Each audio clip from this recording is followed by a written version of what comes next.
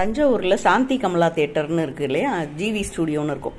அங்கே ஒரு தடவை நானும் என் பொண்ணும் போயிருந்தோம் ஏதோ சினிமா பார்க்கறதுக்கு. அப்போது ஒரு 2 குட்டி பசங்க. அந்த பையன் வந்து 4th ஸ்டாண்டர்டோ என்னமோ படிக்கிறான். அவனுக்கு ஒரு 8-9 வயசு தான் இருக்கும். அவனோட தங்கச்சி வந்து 1st ஸ்டாண்டர்ட் படிக்குதுன்னு சொன்னான்.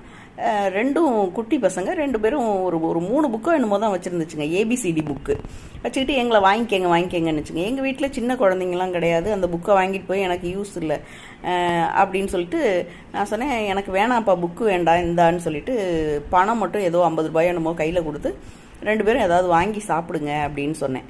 சொன்னதுக்கு அந்த பையன் கையில் பணத்தை வாங்கிட்டு நீங்கள் புக்கு வாங்கிக்கலன்னா எனக்கு இந்த காசு வேணான்னு சொல்லிட்டு என் கையிலே திருப்பி கொடுத்துட்டான். எனக்கு அவ்வளோ குட்டி பையன் இந்த மாதிரி சொன்னது வந்து எனக்கு ரொம்ப ஆச்சரியமாக இருந்துச்சு. அந்த பிள்ளைங்களோட அம்மா அப்பாவை பார்க்கணுன்னே எனக்கு தோணுச்சு, எவ்வளோ அழகாக வளர்த்துருக்காங்க அப்படின்ட்டு. அந்த குட்டி பொண்ணும் சொல்லுது, நீங்கள் புக்கு வாங்கிக்கலன்னா எங்களுக்கு காசு வேணாம் அப்படின்னு. எனக்கு அசிங்கமாக